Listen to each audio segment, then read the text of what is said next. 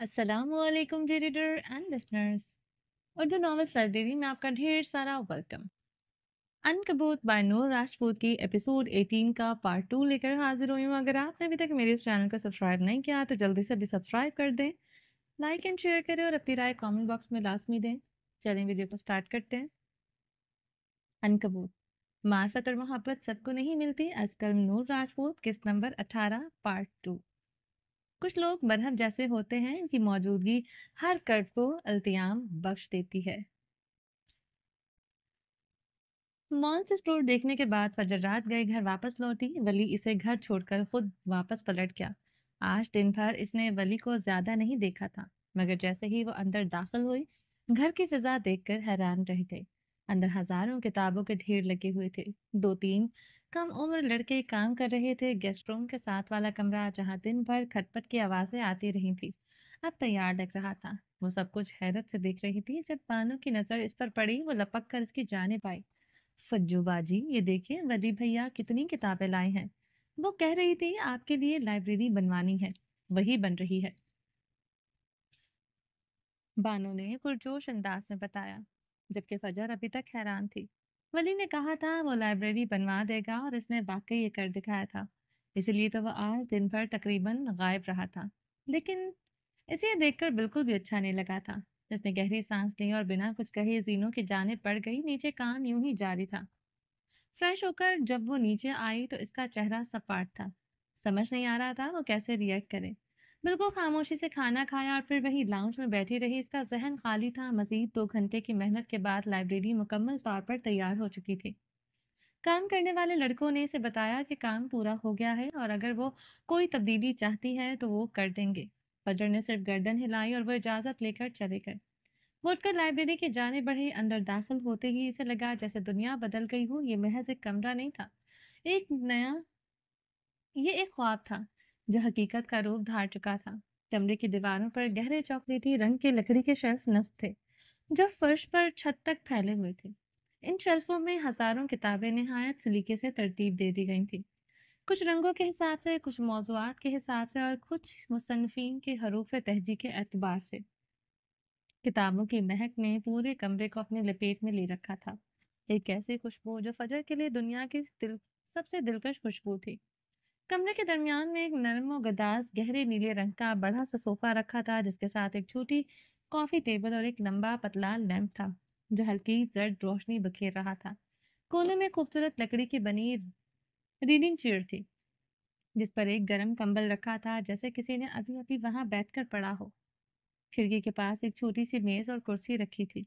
पूरी लाइब्रेरी में एक अजीब सी पुरसकून और इल्मी फिजा छाई हुई थी।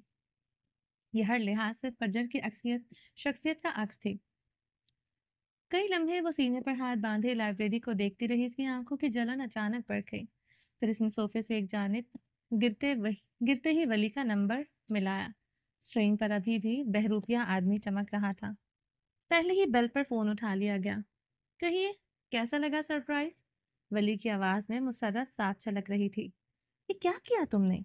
इसकी आवाज में हैरत, शुक्रगुजारी और हल्का सा गुस्सा भी था। क्यों किया? किससे पूछकर किया? तुम्हें पसंद नहीं आई? आई क्या? इसका लहजा फिक्रिया था। पसंद? फजर ने अपनी जहरीली हंसी जब्त की। ये सब करके क्या साबित करना चाहते हो? तुम्हें लगता है मैं तुमसे यूं मुतासिर हो जाऊंगी? लहजा तंजिया था। इसलिए बनवाई है क्योंकि ये तुम्हारा ख्वाब है और मैं तुम्हारा वली हूँ। तुम्हारी पसंद नापसंद का ख्याल रखना मेरी जिम्मेदारी है। मेरी ख्वाबों की फहरिस्त बहुत लंबी है। तुम खुद को भी बेच दोगे तो पूरा ना कर पाओ। तमस्कुर उड़ाता अंदाज वो चंद लम्हे चुप रहा, फिर इसकी नरम सी आवाज उभरी। बेगम, आप खुद देखें, पूरे करने की कोशिश मैं करूंगा। आप ख्वाब देखें, पूरे करने की कोशिश मैं करूंगा। इसकी आवाज में संजीदगी थी। वो कई लम्हे कुछ बोल ना पाई। ये आदमी वाकई अपने कहे पर अमल करता था। तुम्हें ये सब करने की जरूरत नहीं है। कई लम्हों बाद इसकी आवाज सुनाई थी। वो अब आंखें मसल रही थी, अलबत्ता आवाज में पहले जैसी तलखी नहीं रही थी। मैं नहीं करूंगा तो कौन करेगा? इसका उल्टा सवाल उभरा। पैसे कहाँ से आए इतने? फजर ने इसका सवाल नजरअंदाज किया। दूसरी जानिब खामोशी छा गई। अमीर बाप से लिए हैं या अमीर कबीर मामू से? वो चाहकर भी नर्म रवैया नहीं रख पा रही थी। तुम्हारे ख्वाबों को पूरा करने के लिए मुझे इनके पैसों की जरूरत नहीं। वो भी खफा हुआ। अच्छा तो फिर? ایک ریکارڈنگ فروخت کی ہے اپنی۔ یہ وہی ریکارڈنگ تھی جس کے لیے جارج اور نیل آپس میں لڑتے تھے۔ وہ اسے بیچنا نہیں چاہتا تھا مگر اس کے لیے کچھ بھی۔ فجر نے گہری سانس لی۔ الفاظ دم توڑ گئے۔ وہ چند لمحے لیمپ سے نکلتی زرد روشنی کو گھورتی رہی۔ میرے لیے یہ سب مت کرو، وہ کافی دیر بعد گویا ہوئی۔ لہجے میں ہلکا سا احتجاج تھا۔ یہ میرا حق ہے، آپ مجھے روک نہیں سکتی۔ وہ اسی سنجیدگی سے بولا، خیر رات کافی ہو گئی، آرام کریں، شب بخیر۔ اس نے بنا کچھ سنے فون بند کر دیا۔ فجر نے ایک نظر فون کی اسکرین کو دیکھا اور پھر اٹھ کر کھڑی ہوئی۔ لائبریری کی بتی بجھاتی وہ باہر نکل آئی۔ رات کا گہرا سکوت کمرے کی در و دیواروں میں مقید تھا۔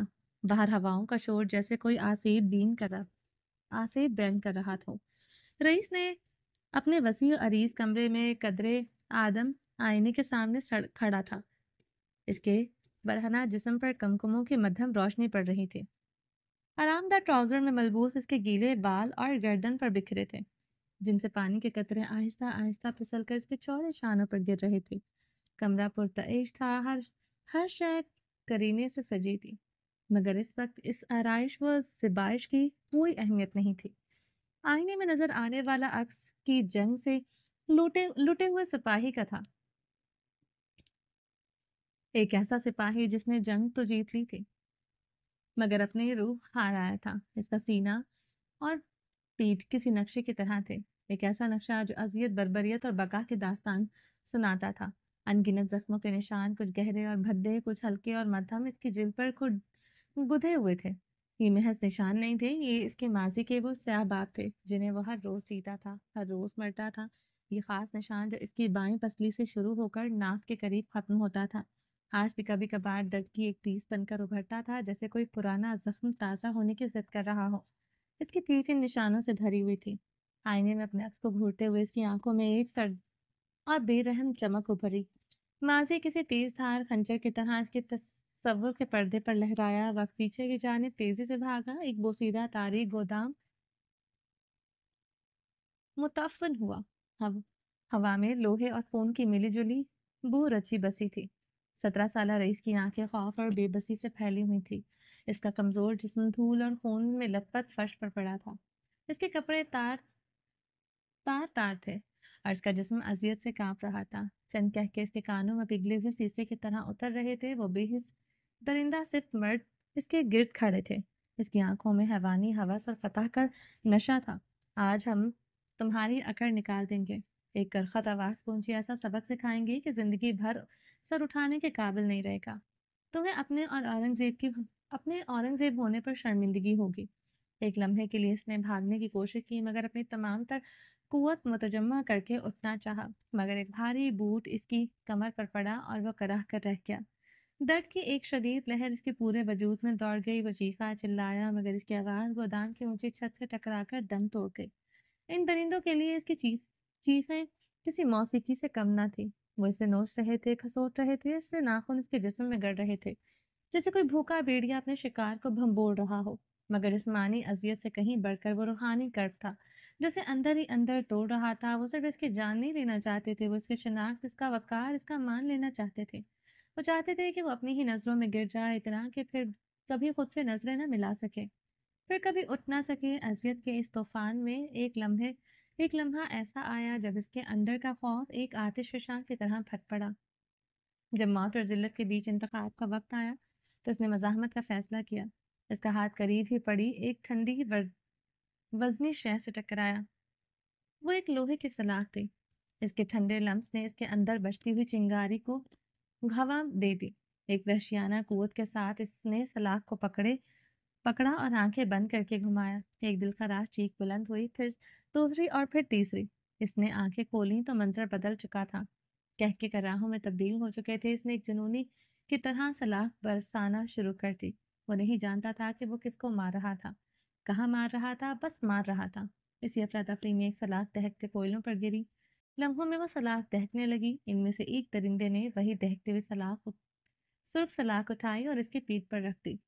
ایک ایسی چیخ اس کے حلق سے نکلی جو انسانی نہیں لگتی تھی۔ جلتے ہوئے گوشت کی بو نے گودام کی فضا کو مزید زہریلا کر دیا، مگر یہ اذیت اس کے جنون کو کم نہ کر سکی۔ اس نے آخری وار کیا اور پھر اپنی تمام تر بچی کچی ہمت متجمع کر کے दरवाजे की तरफ भागा। इसका वजूद जल रहा था, खून रिस रहा था, मगर इस वक्त इसे सिर्फ भागना था।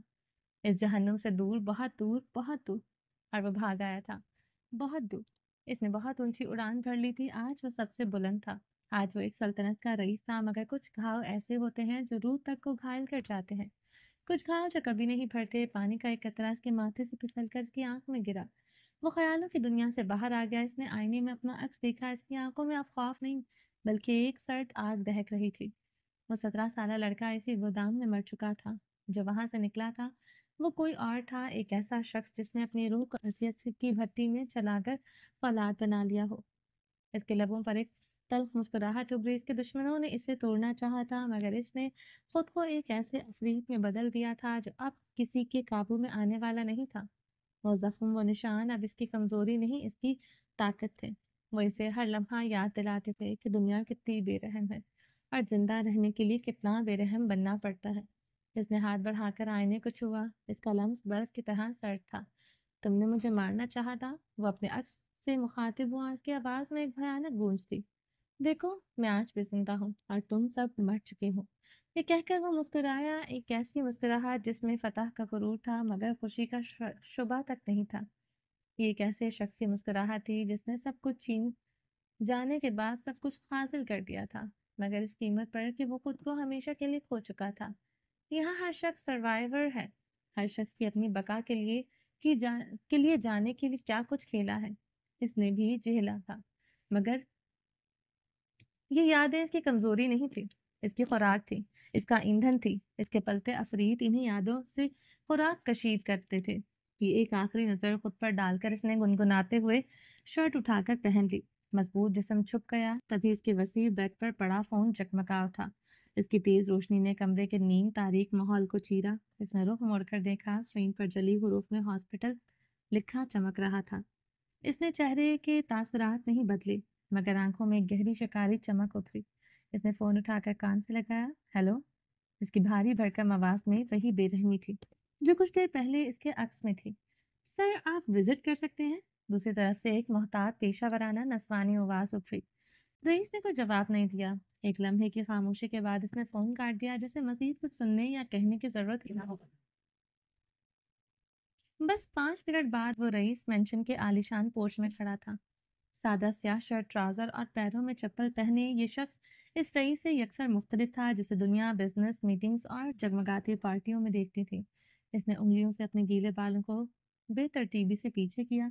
इसे गैराज की तरफ जाता देखकर ड्यूटी पर मौजूद मुस्तैद गार्ड आगे बढ़े, मगर इसने सिर्फ हाथ के एक सर्द इशारे से इन्हें वहीं रोक दिया। चंद लम्हों बाद एक स्याह ताकतवर गाड़ी की हेडलाइट्स ने रात को चीरा और वो रईस मेंशन के फुट कार गेटू से बाहर निकल गए। रोशनियों में नहाया हुआ सफेद मेंशन पीछे यूं खड़ा खड़ा रह गया जैसे कोई सफेद हाथी अपने मालिक के स्याह राजों का खामोश गवाह। आधे घंटे के ड्राइव के बाद इसकी गाड़ी शहर के एक प्राइवेट महंगे अस्पताल के सामने रुकी थी। अस्पताल का मोड़ एक पुरसकून सैनिटोरियम ज्यादा लगता था, जो अमीरों को इनकी नापसंदीदा रिश्तेदारों से आराम देने के लिए बनाया गया था। वो पुरएतमाद कदम उठाता अंदर दाखिल हुआ। राहदारियों में मौत जैसी खामोशी और दवाओं की मिलीजुली बू थी। वो एक मखसूस कमरे के सामने रुका जिस पर कोई नाम नहीं था, सिर्फ एक नंबर दर्ज था। इसने बगैर दस्तक दिए दरवाजा खोला। वो अंदर दाखिल हो गया। कमरे में मध्यम रोशनी थी। सामने ही एक शख्स व्हील चेयर पर बैठा था, जिसका सर एक तरफ बेजान अंदाज में ढका हुआ था। आंखें छत पर किसी नादीदा नुक्ते पर जमी थी। कमरे की हवा में मायूसी और शिकस्त की बू रची बसी थी। रईस के कदम की आहट व्हीलचेयर पर बैठे शख्स ने आहिस्ता से सर उठाने की कोशिश की। जैसे ही इसकी नजर रईस के वजूद पर पड़ी, इसके सब आंखों में जिंदगी की एक लहर दौड़ गई। शदीद नाकाबिले बयां खौफ की लहर। आंखें यूं फट पड़ी जैसे इसने मौत के फरिश्ते को अपनी आंखों के सामने देख लिया हो।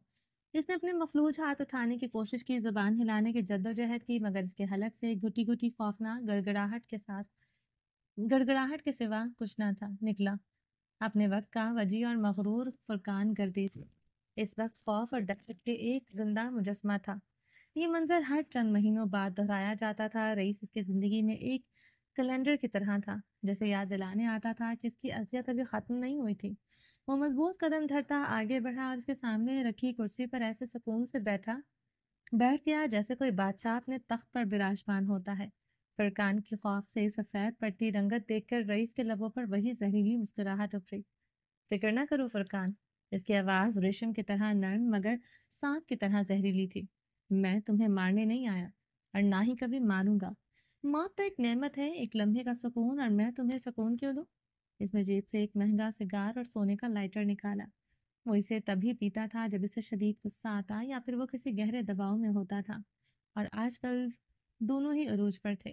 لائٹر کی آگ بھڑکی تو ایک لمحے کے لیے رئیس کا چہرہ اور اس کی آنکھوں میں جلتی آگ روشن ہو گئی۔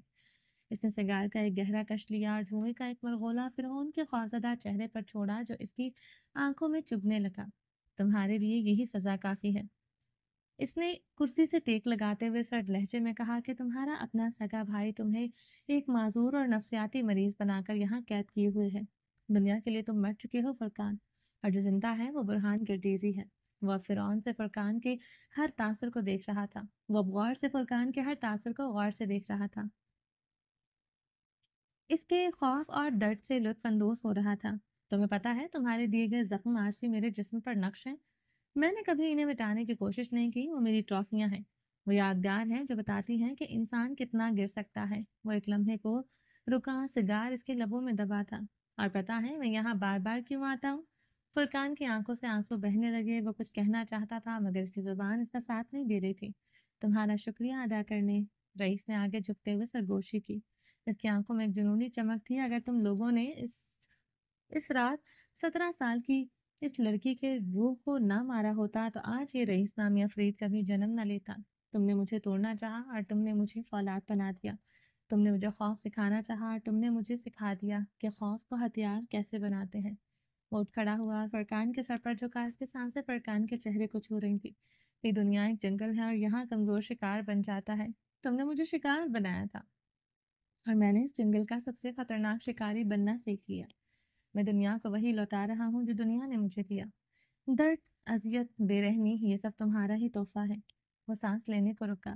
تم یقیناً جانتے ہو کہ وہ سب سہنے کے باوجود اور یہ سب کرنے کے بعد میں پورے قد سے کیسے کھڑا ہوتا ہوں۔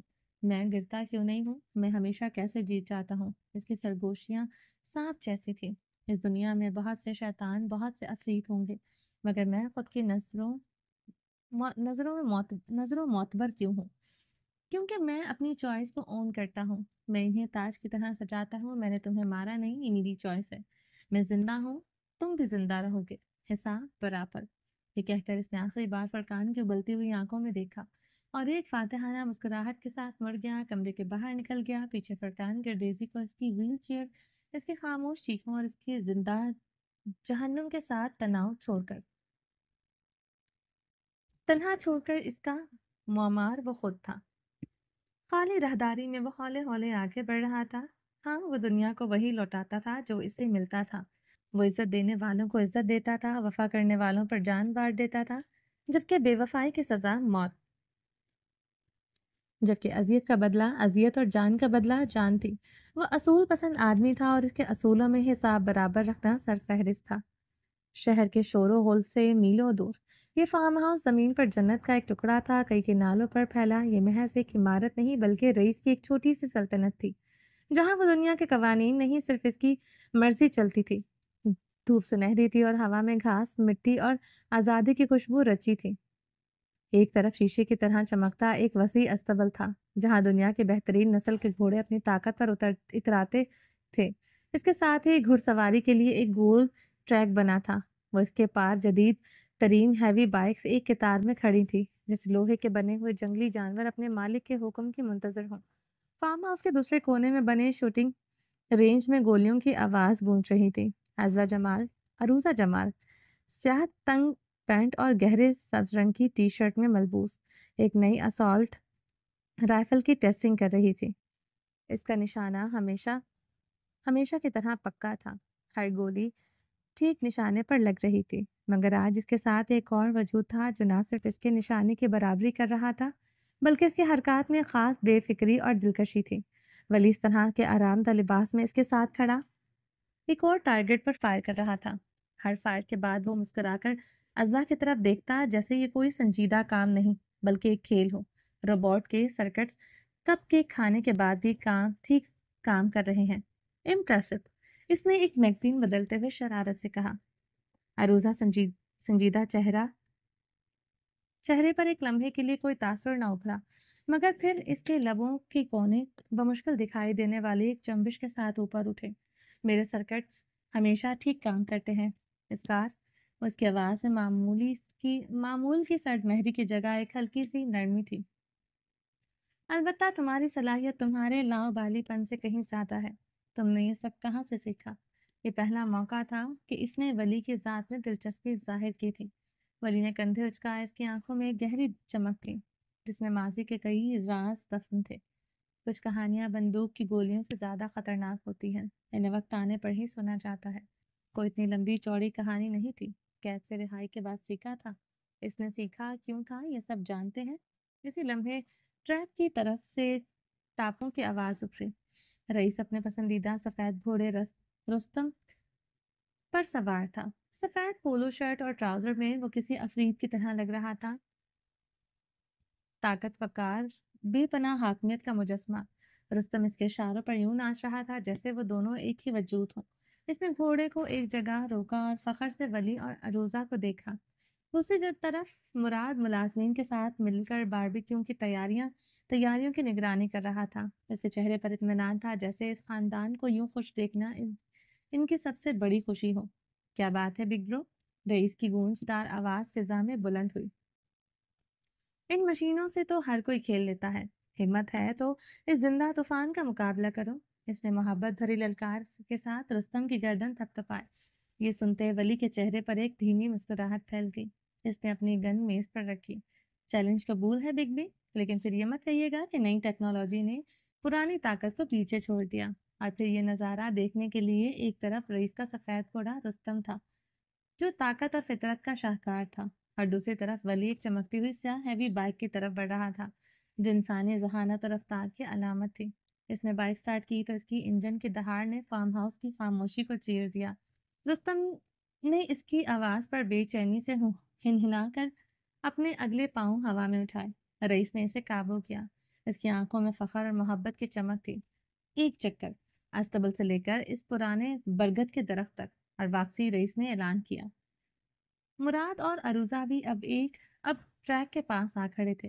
عروضہ کی نظریں ان دونوں پر جمی تھی۔ وہ ان ماموں بھانجے کی اس بندھن کو دیکھ رہی تھی جس میں جنون بھی تھا، محبت بھی، اور ایک دوسرے کو ہر میدان میں آزمانے کا جذبہ بھی۔ اشارہ ملتے ہی دو مختلف طاقتیں ایک ساتھ حرکت میں آئیں۔ رستم کے ٹاپوں نے زمین پر جیسے زلزلہ برپا کر دیا تھا۔ ایک سفید شہاب ساکت کی طرح آگے بڑھا۔ اس کی رفتار خالص وحشی اور بے لگام تھی۔ رئیس اس کی پیٹھ پر یوں بیٹھا تھا جیسے ہوا میں تیر رہا ہو۔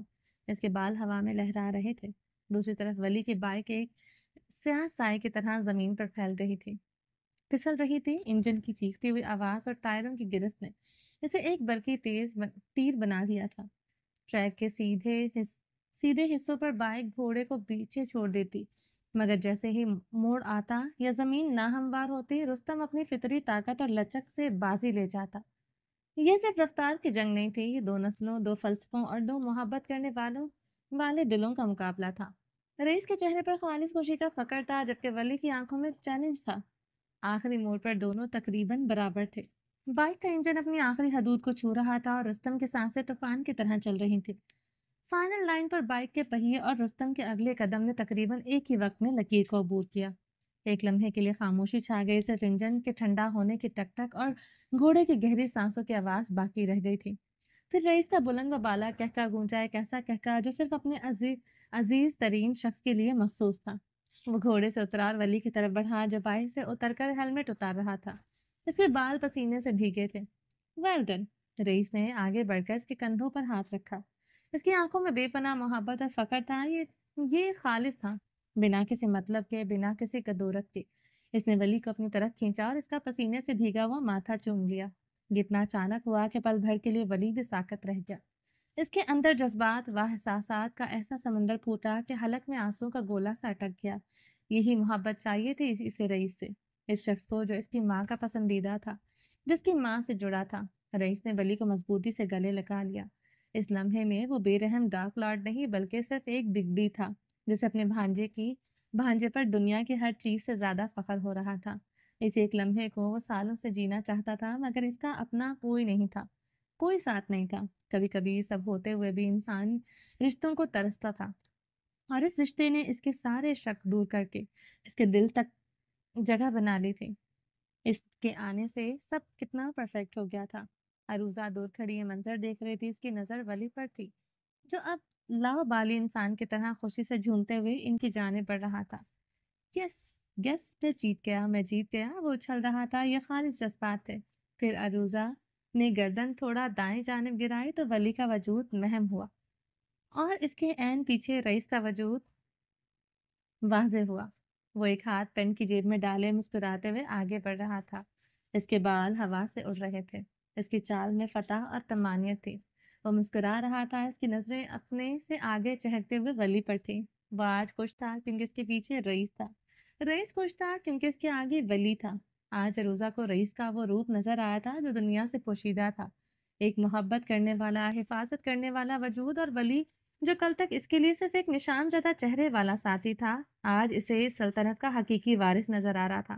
اس کے دل میں پہلی بار احترام کے ساتھ ایک عجیب سے احساس ساتھ نے جنم لیا۔ شاید روبوٹ کے اندر بھی کوئی انسانی جذبہ بیدار ہو رہا تھا۔ یہ سب کتنا پرفیکٹ تھا نا، بالکل خواب جیسا۔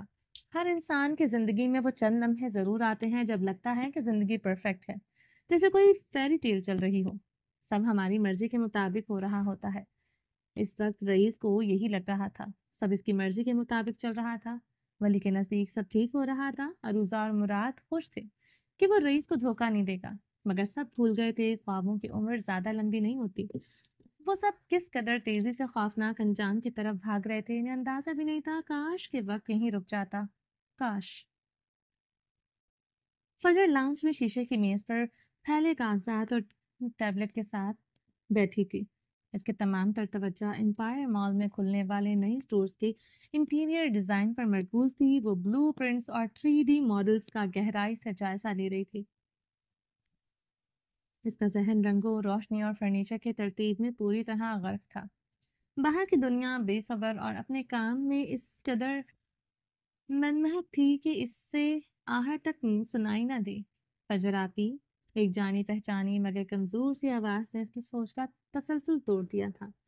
اس نے چونک کر سر اٹھایا اور سامنے کا منظر دیکھ کر ساکت رہ گئی۔ لاؤنج کے دروازے پر صفدر اور روحی کھڑے تھے۔ صفدر کے چہرے پر ایک عجیب سی شکستگی اور التجا تھی، مگر فجر کی آنکھیں سیدھا روحی پر جا ٹھہری۔ کیمو تھراپی نے اس کے چہرے کی رونق چھین لی تھی۔ وہ زرد اور نڈھال لگ رہی تھی، اور اس نے اپنے سر کو ایک ہلکے گلابی اسکارف سے ڈھانپا ہوا تھا۔ اس کے جسمانی کمزوری کے باوجود اس کی آنکھوں میں وہی پرانی ضد اور چمک تھی۔ فجر کے ماتھے پر بل پڑ گئے۔ وہ حیرت اور غصے کے ملے جلے تاثرات کے ساتھ کھڑی ہو گئی۔ تم لوگ یہاں؟ روحی، تم اس حالت میں؟ اس کے لہجے میں فکر سے زیادہ ایک سرزنش تھی جو سیدھا صفدر کی طرف تھی۔ اس روحی کا یوں آنا بالکل ہضم نہیں ہوا تھا، یہ کھلی لاپرواہی تھی۔ فجر، میری بات سنو، یہ کسی طرح مان نہیں رہی تھی، صبح سے ایک ہی ضد پر اڑی تھی کہ اسے تم سے ملنا ہے۔ صفدر نے آگے بڑھتے ہوئے شرمندگی سے کہا۔ وہ بنا بتائے اس کے گھر آ گیا تھا۔ پہلے عجیب نہیں لگتا تھا، آج لگ رہا تھا۔ فجر نے اس کی بات کو نظر انداز کرتے ہوئے اپنی نظریں روحی پر جما تھی۔ دل ایک عجیب ملال سے بھر گیا۔ ساری منصوبہ بنتی، اس کا سارا غصہ اس بیمار بچی کی ایک چھلک کے سامنے بے معنی ہو کر رہ گیا تھا، جو تعلقات کی پیچیدگیوں سے بھاگ کر کام میں اپنا لیتی تھی۔ آج وہ پیچیدگی خود چل کر اس کی محفوظ ٹھکانے تک پہنچ گئی تھی۔ میں آپ کو منانے آئی ہوں، روحی نے آہستہ سے کہا۔ اس کی آواز میں ایک ایسی معصومیت تھی جو دل تک پہنچتی تھی۔ آپ کل صفدر بھائی کی منگنی پر کیوں نہیں آ رہی ہیں؟ فجر نے ایک لمبی سانس لی اور میز پر پڑے کاغذات کو ایک طرف دھکیل دیا۔ اس کا کام اب پسے پش جا چکا تھا۔ اس نے روحی کا ہاتھ تھاما اور اسے اپنے قریب صوفے پر بٹھایا۔ روحی کا ہاتھ برف کی طرح ٹھنڈا تھا۔ تمہاری طبیعت ٹھیک نہیں، تمہیں اس طرح باہر نہیں آنا چاہیے تھا۔ اس نے نرمی سے سمجھانے کی کوشش کی۔ اگر آپ کل آ جائیں گی تو میری طبیعت خود بخود ٹھیک ہو جائے گی۔ روحی نے فوراً جواب دیا۔ اس کی آنکھوں میں ایک امید تھی۔ صفدر بھائی کہہ رہے تھے کہ اگر ان کی بہن ہی ان کی خوشی میں شریک نہیں ہوگی تو منگنی کا کیا مزہ۔ اس قدر ڈرامائی انداز میں کہا کہ صفدر نے بمشکل اپنی مسکراہٹ چھپائی، جبکہ فجر اس کی اداکاری پر حیران ہوئی۔ ایک وقت تھا جب بہن کا یہ لفظ حقیقت تھا، اب یہ صرف ایک یاد بن کر رہ گیا تھا جسے وہ دونوں خود اپنی حرکتوں سے دھندلا کر چکے تھے۔ مجھ سے اسپائڈر پرومس اسپائڈی پرومس کریں کہ آپ آئیں گی۔ روہی نے اپنی چھوٹی انگلی فجر کی جانب بڑھائی۔ اس کی آنکھوں میں آس تھی۔ آپ میری آئیڈیل ہیں، اگر میری آئیڈیل ہی اپنا کہا پورا نہیں کریں گی تو میں کیا بنوں گی؟ ایک تو کمبخت ہمیں کوئی اپنا آئیڈیل نہ بنائے، اس کے سانچے میں ڈھلنا بہت مشکل ہوتا ہے۔ یہ لمحہ فیصلہ کن تھا۔ فجر کے اندر کا سارا مزہ، حتمی نظام جیسے ایک جھٹکے میں ٹوٹ گیا۔ ایک بیمار بچی کا خلوص، اس کی محبت اور اس کی معصوم دھمکی نے اس سے اس کو مکمل طور پر نہتہ کر دیا تھا۔ اسے اپنی انا بہت چھوٹی اور بے معنی لگنے لگی۔ صفدر خاموشی سے یہ سب دیکھ رہا تھا۔ اس کی آنکھیں ان دو لڑکیوں کو دیکھ رہی تھی جو ایک جیسی تھی، کم از کم کئی معاملوں میں۔ بالآخر اس نے گہری شکست خوردہ سانس لی اور آہستہ سے اپنی انگلی روحی کی انگلی میں پھنسا دی۔ ٹھیک ہے، اس کی آواز بمشکل نکلی، میں آؤں گی۔ یہ سننا تھا کہ روحی کا مرجھایا ہوا چہرہ خوشی سے دمک اٹھا۔ اس نے کمزوری کے باوجود فجر کے گرد باہیں پھیلا دی۔ مجھے پتا تھا آپ میرا دل نہیں توڑیں گی۔ سامنے بیٹھے صفدر کے چہرے پر سکون کی ایک لہر دوڑ گئی، مگر اس سکون میں بھی ایک اداسی چھپی تھی۔ وہ جانتا تھا کہ فجر صرف اور صرف روحی کی وجہ سے مانی تھی۔ کافی دیر ٹہرنے کے بعد جب وہ چلے گئے تو لاؤنج میں ایک گہرا سکوت چھا گیا۔ فجر وہیں صوفے پر بے دم سی بیٹھی رہی۔ اس کی نظریں میز پر بکھرے ڈیزائنر پر پڑی جو اب اسے بے رنگ اور بے معنی لگ رہے تھے۔ آج اس کے اصول ایک معصوم ضد کے سامنے ہار گئے تھے۔ وہ کل منگنی میں ضرور جائے گی، مگر ایک بھاری دل کے ساتھ، یہ جانتے ہوئے کہ کچھ رشتے صرف دوسروں کی خوشی کے لیے نبھائے جاتے ہیں، دل سے نہیں۔ رات کافی ہو چکی تھی لیکن اس کی آنکھوں سے نیند کوسوں دور تھی۔ وہ اپنے واک ان کلازٹ میں کھڑی تھی جہاں کپڑوں کی قطاریں اور جوتوں کے ڈھیر اس کے منتظر تھے۔ اس کی نظریں کسی ایک چیز پر ٹک نہیں پا رہی تھی۔ ذہن میں دوپہر کی گونج باقی تھی، روحی کی ضد اور اس کے اپنے ٹوٹتے اصول، یہ سب کچھ اسے بے چینی سے گھیرے ہوئے تھا۔ اس کی نظریں کسی ایک چیز پر ٹک نہیں پا رہی تھی، ذہن میں دوپہر کی گونج باقی تھی، روحی کی ضد اور اس کے اپنے ٹوٹتے اصول، یہ سب کچھ اسے بے چینی سے گھیرے ہوئے تھا۔ وہ جو کام میں پناہ لیتی تھی آج کام سے بھی بے رنگ لگ رہا تھا۔ اسی کشمکش میں تھی کہ اس کے فون کی گھنٹی بجی۔ اسکرین پر فلک کا نام جگمگا رہا تھا۔ اس نے ایک لمبی سانس لی اور کال اٹھائی۔ ہیلو فلک۔ فجر کی آواز میں ایک عجیب سی تکان تھی۔ دوسری طرف سے فلک کی آواز آئی جس میں ہمیشہ کسی شوخی نہیں تھی بلکہ ایک پریشانی اور الجھن صاف چھلک رہی تھی۔ رسمی الیکس کے بعد اس نے پوچھا، کیا کر رہی ہو؟ کچھ خاص نہیں، بس دیکھ رہی ہوں کہ کل کیا پہنوں۔ اس کی نظریں سامنے لڑکی ایک سیاہ ساڑی پر تھی جس کی خوبصورتی اس وقت اسے بے معنی لگ رہی تھی۔ فلک کی جانب سے لمحہ بھر کی خاموشی چھا گئی۔ وہ جانتی تھی کہ فجر کے لیے یہ بات کہنا کتنا غیر معمولی تھا۔ کیا مطلب؟ کس کے لیے؟ کہیں جا رہی ہو؟ اس کے ذہن میں فوراً کل رات والی ساری بحث گھوم گئی جب فجر نے صاف انکار کر دیا تھا وہ صفدر کی منگنی کی تقریب میں نہیں جائے گی۔ فجر نے گہری سانس لی اور اپنی آنکھیں بند کر لی۔ صفدر کی منگنی کے لیے؟ اس کی آواز میں ایک بیزاری تھی، زبردستی اصولوں سے پیچھے ہٹنے کی تکلیف۔ تم نے تو کہا تھا تم نہیں جا رہی، بالکل صاف صاف کہا تھا۔ اس کے لہجے میں حیرت کے ساتھ تعصب بھی تھا۔ ان دونوں میں بہت زیادہ بے تکلفی نہیں تھی، لیکن اب وہ صرف اس کی پروجیکٹ پارٹنر ہی نہیں بلکہ اب کزن بھی تھی۔ اس لیے فلک کو فجر کے ایسے بدلے ہوئے فیصلے پر حیرت ہوئی جس سے وہ خود پریشان دکھائی دے رہی تھی۔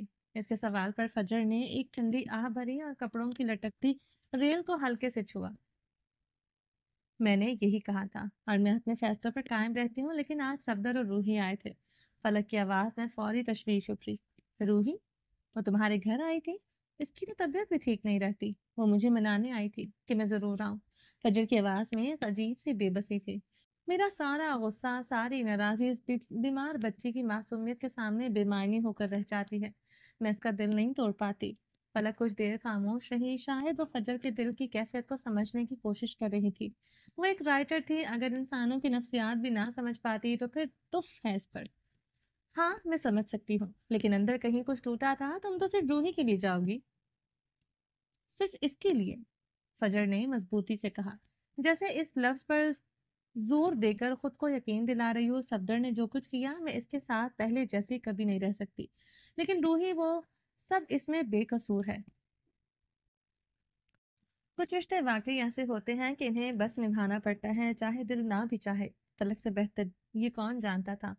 وہ بدک بدوقت مسکرائی۔ شاید یہ تقریب ان سب کے لیے بہترین ثابت ہو جائے، یہ سوچتے ہوئے اس نے ساری پریشانی سوچوں کو خود سے دور دور جھٹکا۔ اچھا بتاؤ کیا پہن رہی ہوں؟ اس نے بات کا رخ پر بدلا۔ ان کا کام کہیں پیچھے رہ گیا تھا جس کے لیے اس نے فون کیا تھا۔ ایک فارمل لہنگا اسکرٹ ہے، ساتھ خوبصورت سا بلاؤز یا پھر میرون ساڑی، دونوں ہی اچھے ہیں۔ ابھی تک فیصلہ نہیں کیا۔ تقریبات اٹینڈ کرنا دنیا کا سب سے مشکل کام ہے، مجھے کچھ سمجھ نہیں آ رہا۔ ایک تھکی ہوئی سرد آہ بھری۔ جو تم بھی پہنو گی تم جو بھی پہنو گی اچھی لگو گی۔ اس کا لہجہ نرم تھا۔ ایک لمحے کے توقف کے بعد اس کا لہجہ بدل گیا۔ لیکن اس سے پہلے مجھے تم سے کچھ اہم بات کرنی ہے۔ ہلکی پریشانی ابھری۔ فجر چونکی پھر خاموشی سے سننے لگی۔ فلک نے اسے اپنے گھر میں ہونے والی گفتگو سنائی، رجب رضا کا ذکر کیا، فجر فخر کی پیشکش، فاخرہ کی ضد، اور وہ دبی ہوئی گھٹن زدہ کشمکش جس میں اسے دھکیلا جا رہا تھا۔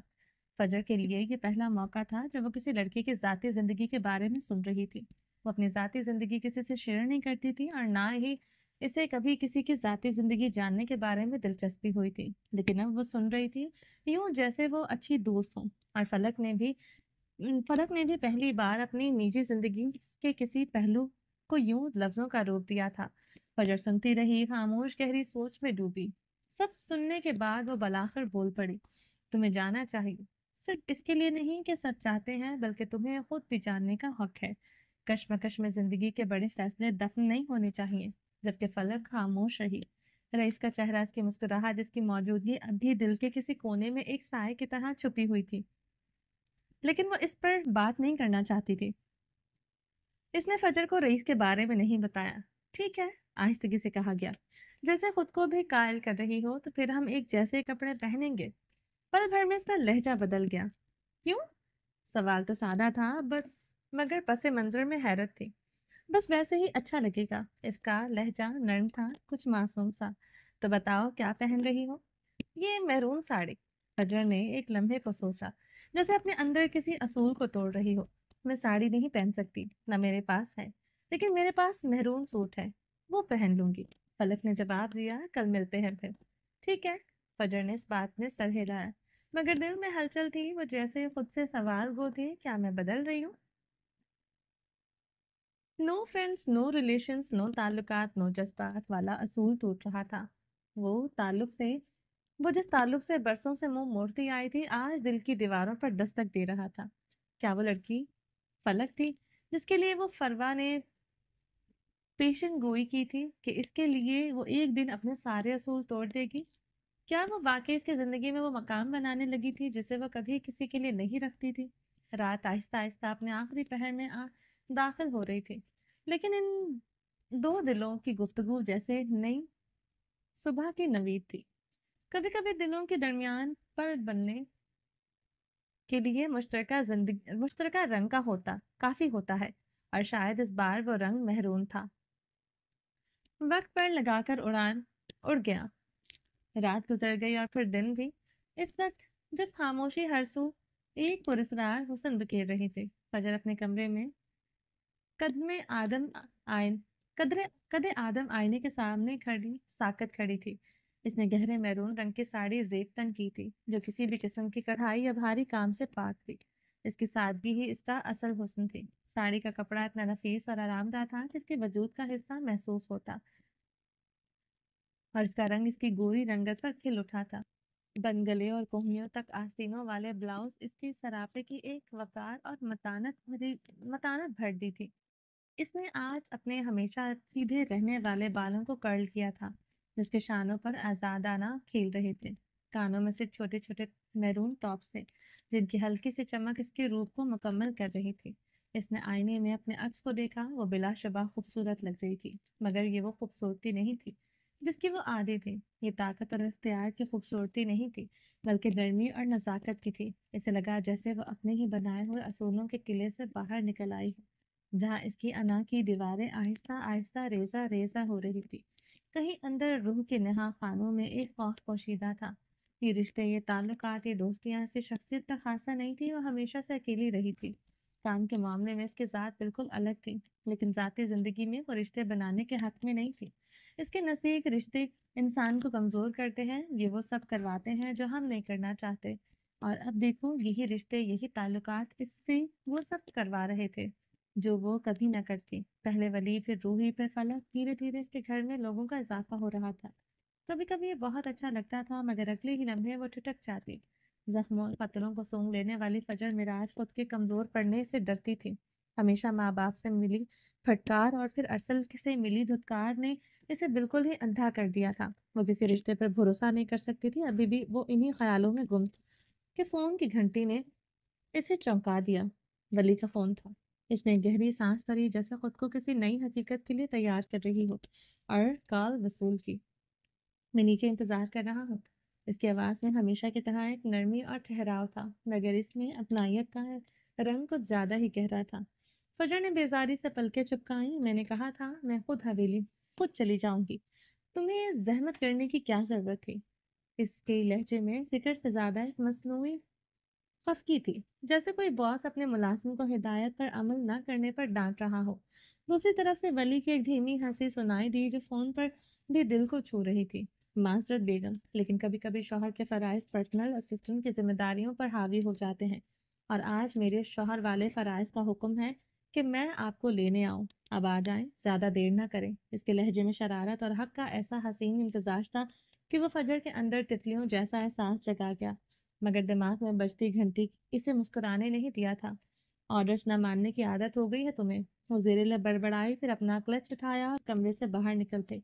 आज इसके कदमों में वो मामूल की तेजी नहीं थी, बल्कि एक सुकून और ठहराव था। नीचे अम्मा और बानों की हमेशा की तरह जाने किस ड्रामे पर गहरे तबसरे कर रही थी। फजर चाहती थी वो दोनों साथ चली, मगर इन्होंने साफ मना कर दिया। इन रंग बिरंगी अमीरों की महफिलों में क्या हमारा हमारा क्या काम। अम्मा मुंतक अलग थी। अम्मा की मंतक अलग थी। वो नहीं जानना चाहती थी। इन्हें मसरूफ देखकर वो खुदा हाफिज कहती बाहर निकलने लगी। किसके साथ जा रही हो?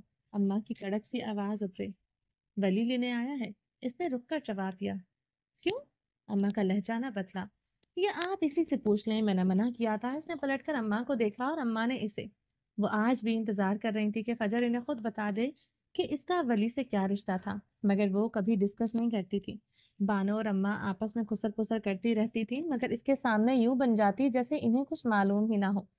वो पलटने लगी कि फिर से अम्मा की आवाज सुनाई दी। लहजे की कड़क कायम रही। लड़के से कहो वो रिश्ता लाए। वो झटके से रुकी। बानू ने टीवी की आवाज बंद की। तुम्हें क्या लगता है मैं इतनी अंधी हूं जो मुझे इसकी हरकतें नजर नहीं आएंगी? अम्मा, वो एहतजाजन बोली। इसकी आवाज इस वक्त ये इन्होंने कौन सी बहस छेड़ ली थी? वो जानना चाहती थी आखिर फजर के दिल में इसके लिए कुछ था या नहीं। हर्षल के मामले में तो वो आसमान सर पर उठाए रखती थी, मगर अब तो कुछ कहती सुनती ही नहीं थी। पहले तो लड़ती झगड़ती थी और इसी लड़ाई झगड़े में सारी बातें अम्मा तक पहुंच जाती थी, मगर अब तो वो इसने चुप का रोजा रख लिया था। अगर तुम्हें वो पसंद है तो इसे कहो रिश्ता भेजे, वरना यूं रातों को तुम्हें लेने ना आए। अम्मा ने गोया अपना फैसला सुनाया। फजर के गाल तप गए, मगर फिर इसने एक गहरी सांस ली। साड़ी में वो आफत लग रही थी और अम्मा के सामने बेबस। अब क्या कहती अम्मा से कि वो उसका शौहर था इसीलिए आता था। अम्मा ने अपना फैसला सुनाकर नजरें इससे फेर ली, जबकि वो चंद लम्हे अम्मा को देखती रही, फिर बिना कुछ कहे दरवाजा खोलकर बाहर निकल गई। इसकी प्रैक्टिकल लाइफ में इतने मसाइल थे, फिर वो कहाँ से अपनी अज़दवाजी जिंदगी के मुतालिक सोच पाती। सच तो ये था कि जिंदगी बस गुजर रही थी। इस पहचान बनाने के चक्कर में वो जिंदगी जीना बिल्कुल भूल चुकी थी। और फिर जिंदगी तो वो लोग जीते हैं जो जिंदा हों। इसने मौत को अपने हाथों से चुनी थी। जब वो पोर्च में पहुंची तो वो वली गाड़ी के साथ तेक लगाए खड़ा इसका मुंतजर था।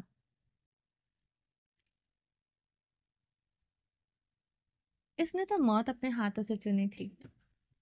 जब वो पोर्च में पहुंची तो वली गाड़ी के साथ एक लगाए खड़ा था, इसका मुंतजर था। स्याह पैंट पर मैरून ड्रेस शर्ट इसकी वजीह शख्सियत पर अच्छी लग रही थी। जैसे ही इसकी नजर फजर पर पड़ी, वो जहां था वहीं ठहर गया। इसकी आंखें सताइश से फैल गईं। वो एक लम्हे के लिए जैसे दिल धड़कना भूल गया। वो हमेशा से खूबसूरत थी, था इससे कौन इनकारी था? इसने फजर को सैकड़ों बार देखा था। मीटिंग्स में, दफ्तर में संजीदा और प्रोफेशनल अंदाज में, मगर आज वो फजर मिराज नहीं थी। वो सिर्फ फजर थी, जो मैरून रंग में डूबी हुई नरम लहराते बालों के साथ इसके सामने खड़ी थी। इसका सादा लिबास और इसका पुरवकार सरापा वली के स्याह और मैरून लिबास के साथ मिलकर एक ऐसी हम आहंगी पैदा कर रहा था जैसे कायनात ने ये मंजर खास तौर पर इन दोनों के लिए तरतीब दिया हो। वो बंधे बालों में अच्छी लगती थी, मगर खुले बालों में इससे भी ज्यादा अच्छी लग रही थी। इसके अंदाज, एहसासात का एक तूफान उमड़ आया, यूं जैसे किसी ने वक्त को रोक दिया हो। ये औरत थी, ये वो औरत थी जिसके तेज जुमले पत्थर का सीना चीर देते थे। आज एक हसीन नज्म की तरह इसके सामने खड़ी थी। इसकी सांसें बेतरतीब हो रही थी और दिल की धड़कन कानों में सुनाई दे रही थी। इसने बमुश्किल खुद पर काबू पाया और कदम बढ़ाकर इसके करीब आया। कत्थई आंखों में सताइश, हैरत और एक गहरी मोहब्बत की एक ऐसी चमक थी जो किसी ने पहले कभी नहीं देखी थी। तुमसे मिलने से पहले नहीं जानता था कि कोई शख्स इतना हसीन भी हो सकता है।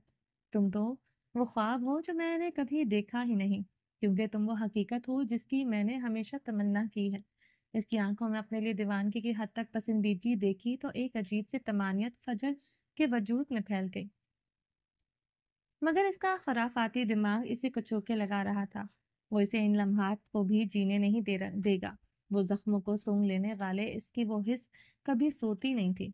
यकीन नहीं होता था कि तुम्हें इस रूप में सबसे पहले देखने का हक सिर्फ मेरा है। मैं अल्लाह से दुआ करूंगा यह हक हमेशा मेरे पास रहे। जब भी तुम इतनी हसीन लगो, सबसे पहले तुम पर मेरी नजर पड़े। फजर ने गहरी सांस ली और फिर नजरें उठाकर इसे देखा। और अगर मैं किसी बोर्ड मीटिंग के लिए इतनी हसीन लगूं तो क्या तब भी तुम मीटिंग रूम के दरवाजे पर पहला हक जताने के लिए खड़े होगे? वली के लबों पर एक दिलकश मुस्कुराहट नमूदार हुई। इसने फजर के लिए गाड़ी का दरवाजा खोलते हुए झुककर कहा, तुम्हारे लिए तो मैं जहन्नुम के दरवाजे पर भी खड़ा हो सकता हूँ। इसके जवाब पर फजर अपनी बेसाख्ता मुस्कुराहट जब्त करते गाड़ी में बैठ गई। फ्लर्ट के मामले में अंग्रेजों से कोई जीत नहीं सकता था। लाहौर की नर्म और गर्म इब्तदाई गर्मियों की रात में जब हवा में हिद्दत कम और नमी ज्यादा महसूस हो रही थी, डिफेंस के एक गोशे में वाक़ वसी फार्म हाउस की फिजा में एक खास सी लुत्फ घुली हुई थी।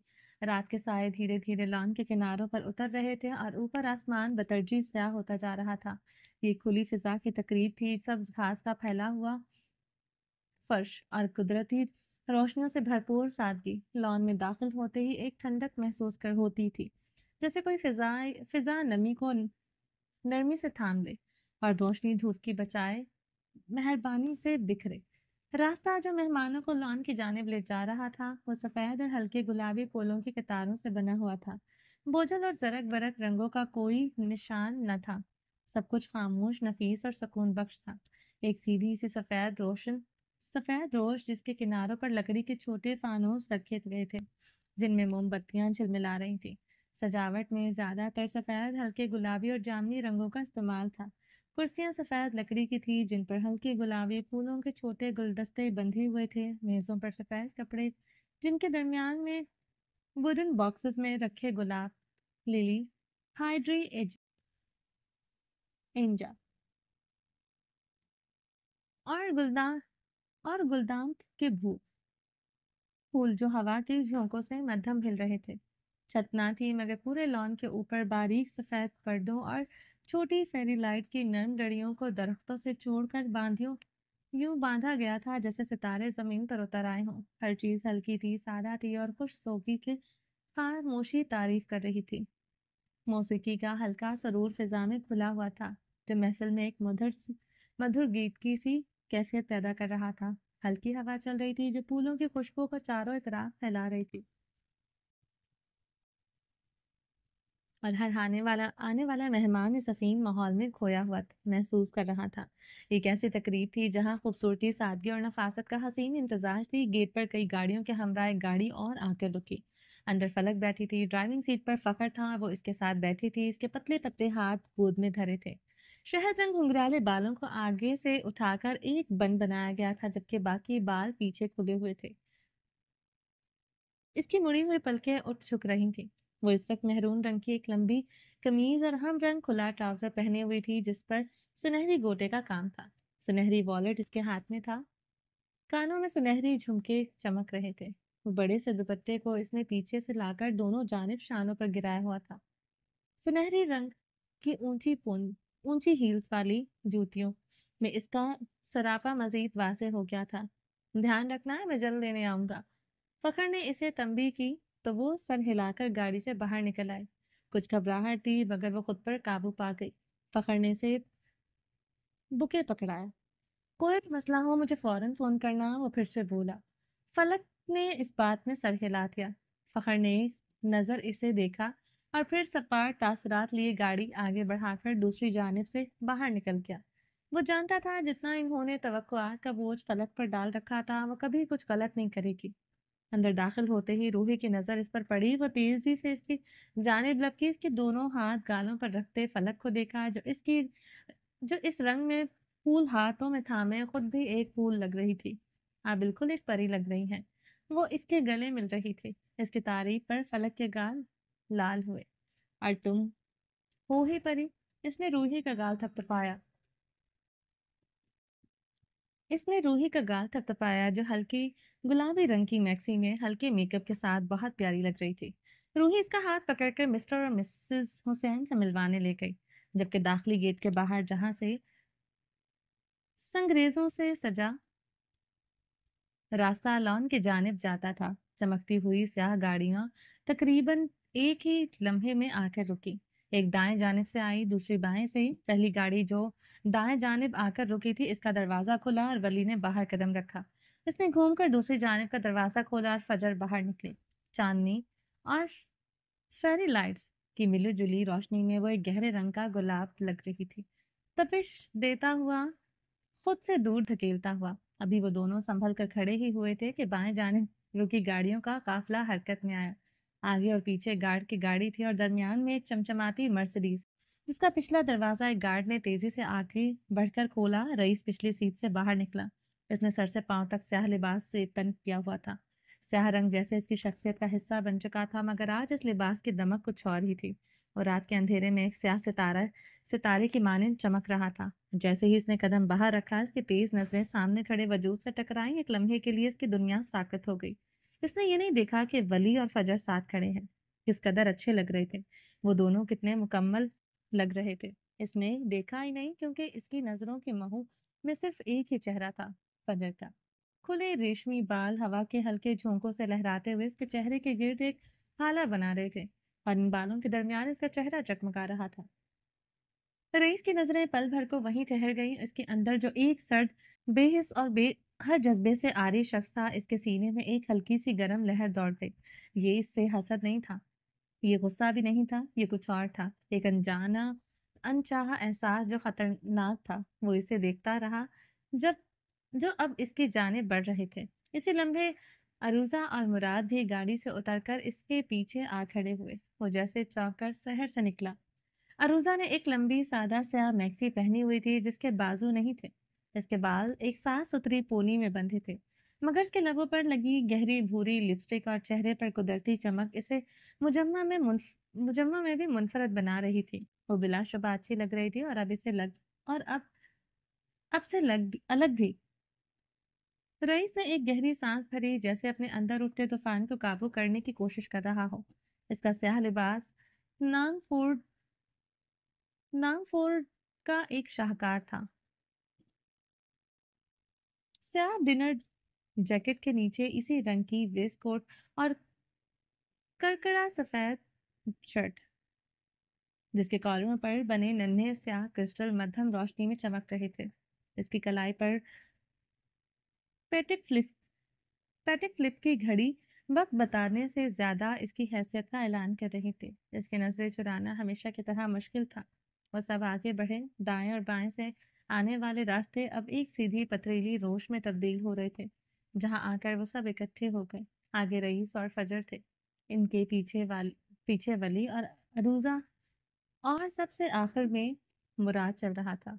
फिजा में फूलों की महक और धीमे सुरों में बजती मौसीकी घुली हुई थी। रईस ने एक तायराना नजर फजर पर डाली और अपनी मखसूस गहरी आवाज में पूछा, कैसी हो लिटिल मिस? फजर ने पलट कर इसे देखा। इसके वजूद से उठती खुशबू दिमाग खराब करने को काफी थी।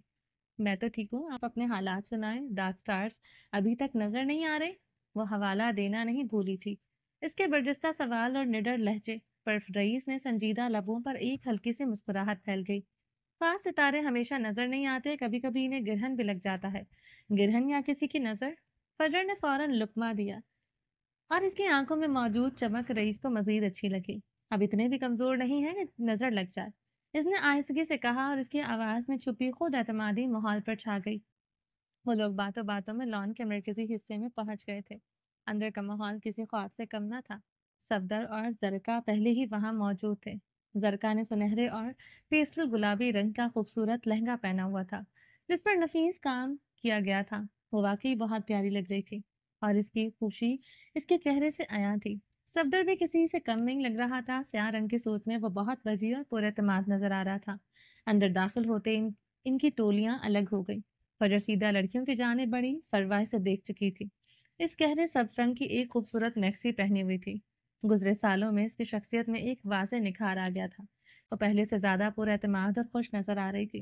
آخر تم نے اپنی پہچان بنا ہی لی، فروا نے اسے دیکھتے ہوئے کہا۔ اس کے لہجے میں ستائش اور خوشی تھی۔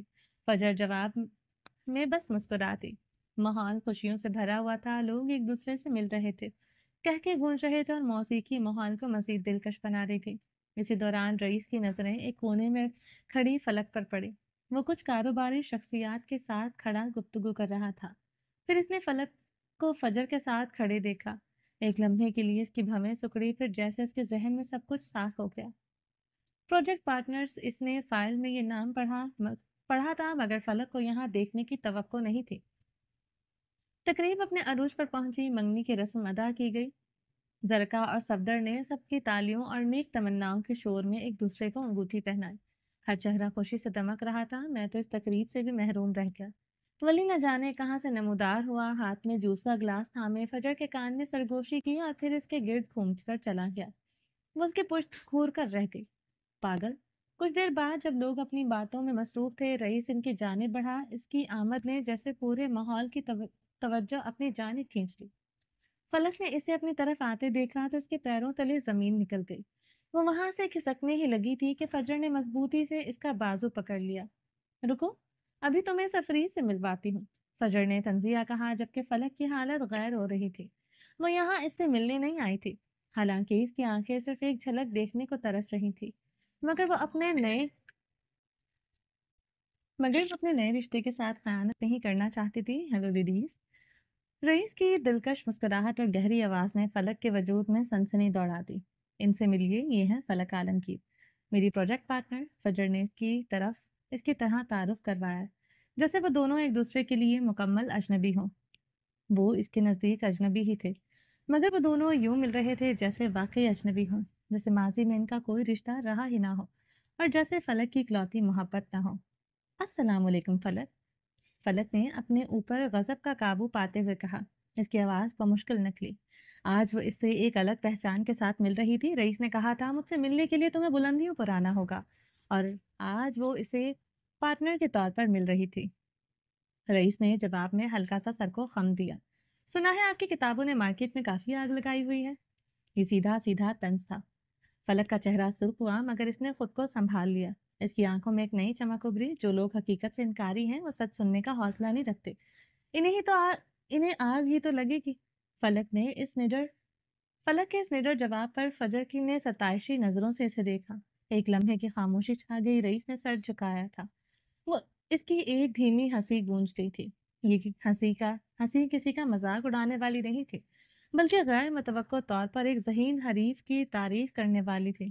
ایک لمحے اس نے فلک کو واقعی دیکھا، یہ ایک ایسی عورت کے طور پر جو اب اس کے سامنے کھڑی ہونے کی قابلیت رکھتی تھی۔ وہ ہمت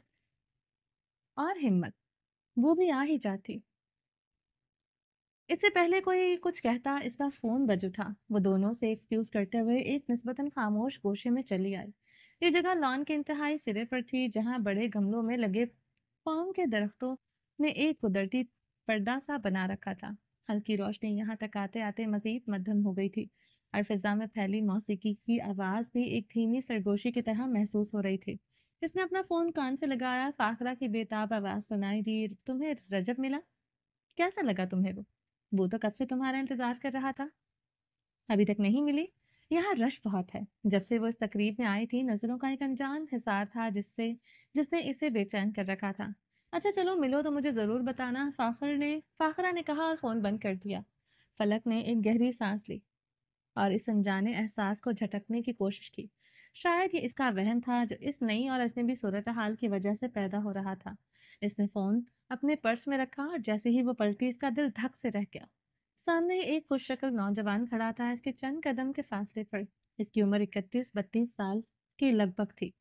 गहरे नीले रंग के डिनर सूट में इसकी शख्सियत पुरवकार और सुलझी हुई लग रही थी।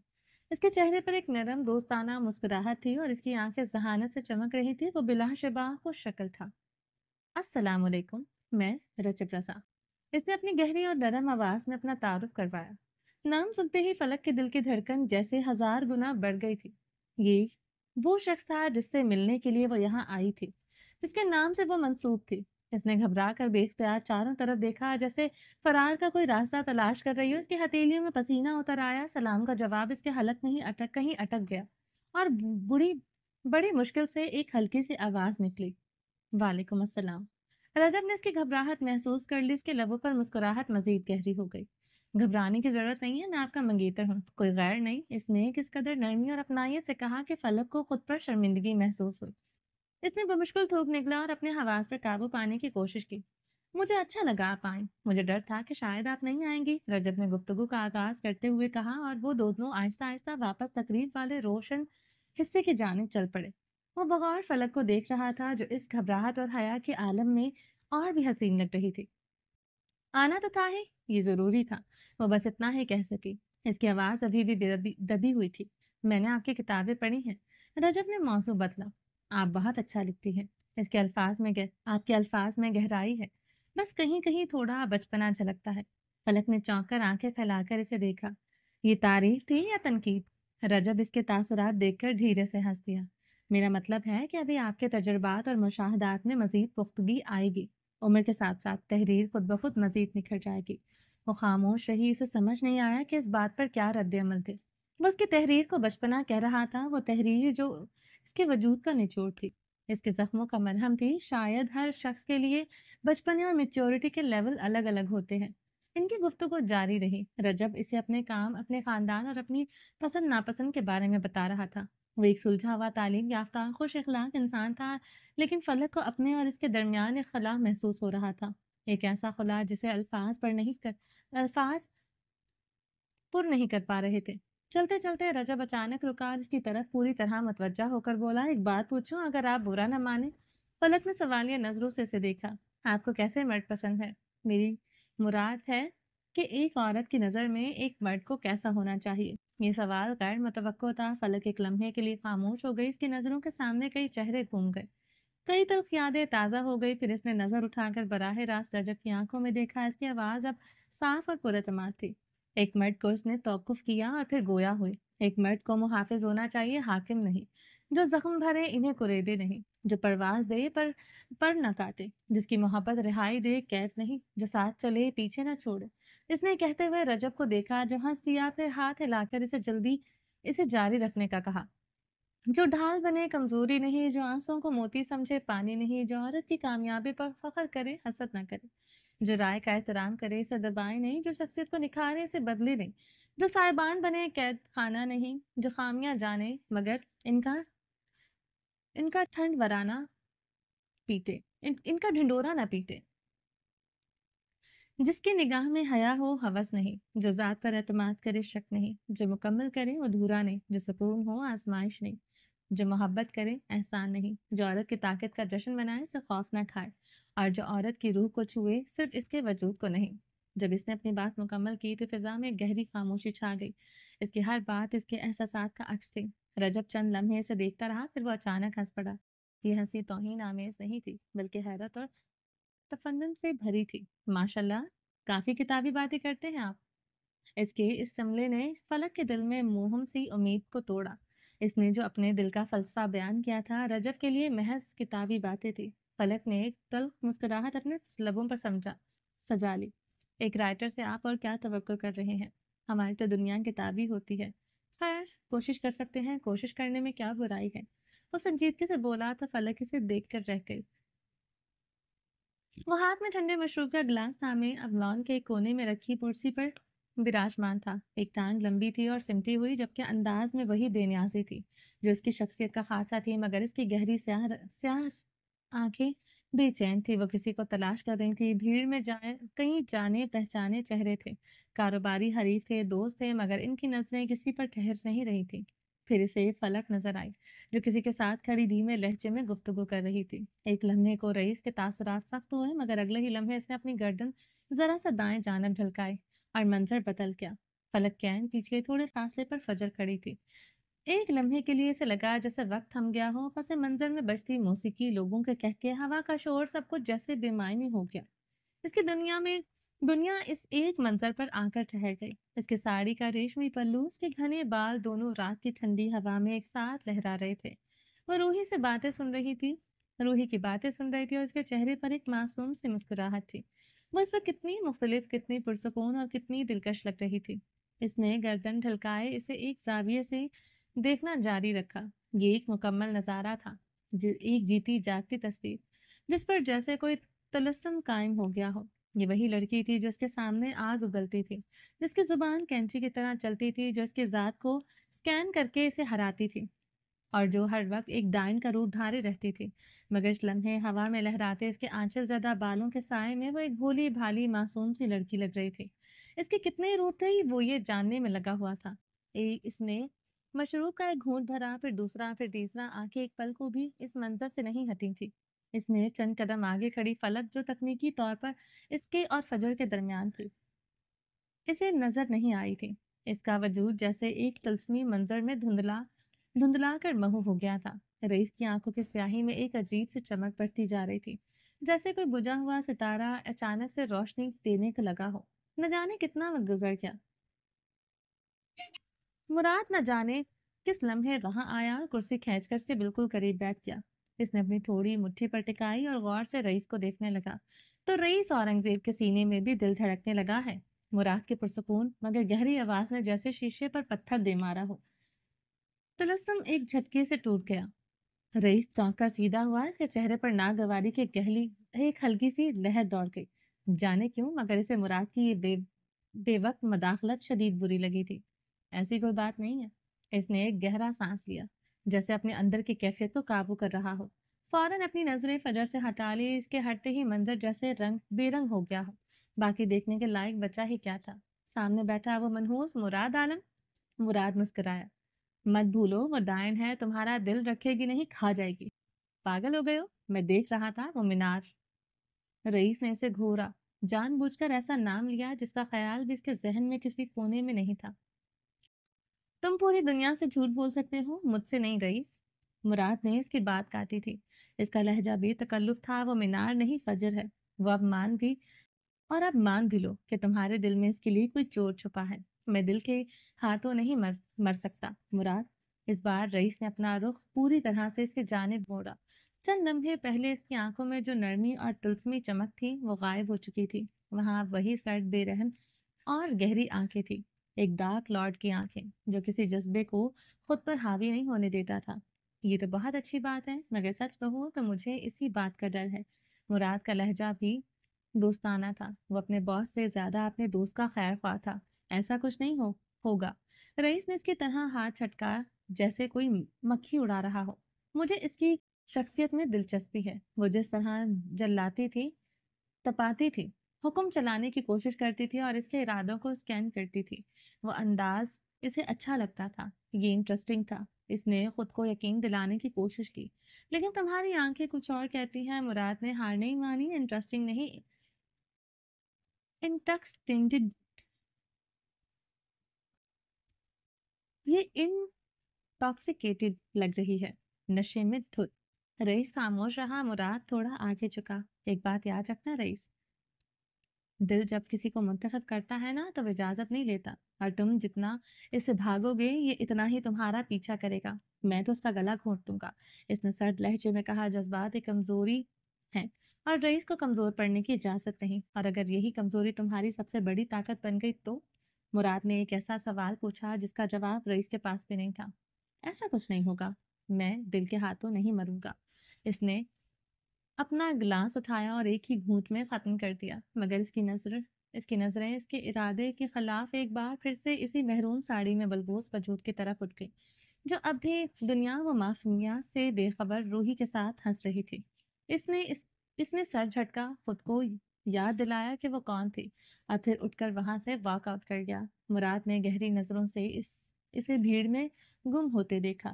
وہ فجر کے فری ہونے کا انتظار میں سوکھ کر کانٹا ہوئے جا رہا تھا، اور وہ تھی کہ اسے روحی اور فلک سے فرصت ہی نہیں تھی۔ ساری توجہ تو روحی نے لے رکھی تھی، رئیس کا کاروباری لوگ کے درمیان تھا۔ تب اس کی نظر عروضہ پر پڑی، جو فون میں مگن نظر آ رہی تھی جیسے کوئی اہم کام ہو۔ اس نے چند ایک نظریں عروضہ کی جانب اٹھتی محسوس کی۔ وہ اس کے قریب سے گزرا، لیکن جاتے جاتے ایک نئی احساس تلے دب آ گیا۔ عروضہ کے لیے وہی ہمیشہ سے ایک پہیلی رہا تھا۔ وہ ایک ایسی کتاب تھی جس کے ورق پلٹنے کا وہ کبھی سوچ بھی نہیں سکتی تھی، مگر اب اس کی آنکھوں کی چمک عروضہ کے اندر کچھ قریدنے لگی تھی۔ دھیان سے روبوٹ، آج میں نے کافی نظروں کو تمہاری جانب اٹھتے دیکھا ہے۔ اب تم انہیں گولی مارو گی یا ان کا سافٹ ویئر اپڈیٹ کرو گی، یہ مجھے نہیں پتا۔ عروضہ کا چہرہ ایک لمحے کو حیرت سے خالی ہو گیا۔ اس کے ہونٹوں پر لگی بھوری لپسٹک کے پیچھے ایک غیر مرئی سوال چھپا تھا۔ اس غیر متوقع جملے پر عروضہ نے چہرے پر ایک سرسری سی مسکراہٹ آئی اور غائب ہو گئی، جیسے وہ اس جملے کے معنی کو اپنے اندر تحلیل کر رہی ہو۔ ولی وہ واحد لڑکا تھا جو اسے رئیس کے ساتھ لاابالی پن میں اچھا لگتا تھا، اور جب وہ سنجیدہ ہو کر تباہ کرتا تھا تو مزید اچھا لگتا تھا۔ وہ اسے دیکھتی رہ گئی، جو اسے وہیں چھوڑ کر پھر سے اس حصے کی جانب آ گیا تھا جہاں فجر تھی، مگر وہ اس تقریب میں یوں غائب تھی جیسے ہو ہی نہ، جیسے روحی کے علاوہ اس تقریب میں اور کوئی بھی نہ ہو۔ اس وقت بھی وہ اس کے ساتھ تھی، روحی کے ساتھ کھانا کھا رہی تھی۔ وہ گہری سانس لیتے فلک کے ساتھ بیٹھ گیا، نظریں وقفے وقفے سے اس کی جانب اٹھ رہی تھی۔ تم اسے پسند کرتے ہو نا؟ فلک نے اس کی آنکھوں کی الوہی چمک دیکھتے ہوئے پوچھا۔ اس نے چونک کر فلک کو دیکھا، جیسے پوچھ رہا ہو، آپ کو کیسے پتا چلا؟ تمہارا چہرہ اور تمہاری آنکھیں سب کہہ دیتی ہیں۔ فلک کے جواب پر وہ ہنس دیا۔ اس کی ہنسی میں ایک عجیب سی شیرینی تھی جو اس کے دل کے بھید کو کھول رہی تھی۔ وہ اچھی لڑکی ہے، ولی نے سرگوشی میں کہا۔ آپ زیادہ اچھی ہیں، ولی نے بے ساختہ کہا۔ جانتے ہو نا رشتہ کیا ہے میرا تم سے؟ فلک نے اس کی تعریف پر اسے چھیڑتے ہوئے پوچھا۔ یہ تو اسے بھی پتا چل گیا تھا کہ وہ رئیس کا بھانجا تھا، افق کا بیٹا۔ جانتا ہوں، اس لیے کہہ رہا ہوں آپ بہت اچھی ہیں۔ ولی کی آنکھوں میں وہی اپنائیت تھی جو ہر سچے جذباتی رشتے میں ہوتی ہے۔ اور وہ؟ فلک نے ایک لمحے کو فجر کی جانب اشارہ کیا۔ وہ تو دل ہے، جان ہے، جہان ہے۔ وہ آنکھوں میں وہی الوہی چمک لیے بولا۔ اس کے لہجے میں ایک ایسی گہرائی تھی جو صرف محبت میں ڈوبے دل ہی سمجھ سکتے ہیں، اور فلک سمجھ سکتی تھی۔ وہ مسکراتی۔ ویسے وہ تمہیں کیسے ملی تھی؟ اس نے دلچسپی سے پوچھا۔ بس اسٹاپ پر، ولی ہنس دیا۔ اس کے لیے وہ لمحہ ایک خوبصورت یاد بن چکا تھا۔ اور آپ کو؟ اس نے فلک کو دیکھا۔ مجھے بھی۔ فلک بھی ہنس دی۔ اس کی ہنسی میں ایک پرانی کہانی کی بازگشت تھی۔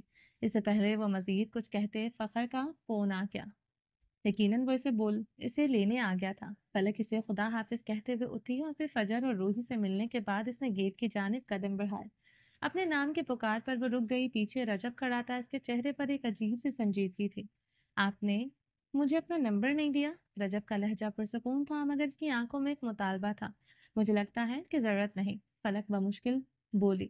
اس کی نظریں چاروں جانب گھوم رہی تھی، جیسے کسی کی موجودگی سے ڈر رہی ہو۔ اسے رئیس کی موجودگی کا احساس شدت سے ہو رہا تھا۔ رجب نے غور سے اسے دیکھا۔ اس نے فلک کے چہرے پر پھیلی بے چینی کو محسوس کیا، اور اس کے اندر ایک عجیب سی ضد جاگی۔ رئیس اورنگزیب سے ڈرنے کی ضرورت نہیں ہے، وہ اب تمہارا کچھ نہیں لگتا۔ رجب کے جملے پر وہ ساکت رہ گئی۔ اس کے الفاظ تیر کی طرح دل میں اترے تھے۔ اس لمحے اس نے محسوس کیا جیسے اس کی سانسیں رک گئی ہوں۔ پہلے وہ کچھ بول نہ پائی، پھر اس نے کہنے کو لب واہ کیے، مگر رجب نے اسے موقع نہ دیا۔ اس کی آواز میں ایک ایسا حق اور استحقاق تھا جو فلک کو لرزا گیا۔ پورا قبیلہ جانتا ہے 13 سال تم اس کی منگیتر رہی ہو، مگر اب نہیں ہو، اب تم میری ہو۔ اس کے لہجے میں حق اور استحقاق تھا۔ یہ صرف ایک دعویٰ نہیں تھا، بلکہ ایک اعلان تھا جو فلک کو چونکا گیا تھا۔ اس کا گلا خشک ہوا، ذہن میں 13 سالوں کا سفر ایک دم آنکھوں کے سامنے گھوم گیا۔ رئیس سے اس کا رشتہ، وہ طویل انتظار، اور پھر یہ اچانک آنے والا موڑ۔ نمبر؟ رجب نے اس کی حالت نظر انداز کی۔ اس کی نظریں صرف نمبر پر مرکوز تھی۔ فلک نے جلدی سے اسے نمبر لکھوایا اور پھر تیزی سے وہاں سے نکلتی چلی گئی۔ اس کا دل تیزی سے دھڑک رہا تھا، پتہ نہیں کیوں، پر اس کی آنکھوں میں نمی کی تہ ابھر آئی تھی۔ یہ صرف رجب کے الفاظ کا اثر نہیں تھا، بلکہ ماضی اور حال اس کی کشمکش کا نتیجہ تھا جو اس کے اندر گونج رہی تھی۔ چلیے جی، باقی کا نیکسٹ پارٹ میں کنٹینیو کریں گے۔ امید ہے آپ کو یہ ایپیسوڈ پسند آئی ہوگی۔ چینل کو سبسکرائب نہیں کیا تو جلدی سے بھی سبسکرائب کر دیں، لائک اینڈ شیئر کریں اور اپنی رائے کامنٹ باکس میں لازمی دیں۔ اپنا ڈھیر سارا خیال رکھیے گا، مجھے دعاؤں میں لازمی یاد رکھیے گا۔ ملتے ہیں نیکسٹ پارٹ میں، تب تک کے لیے اللہ حافظ۔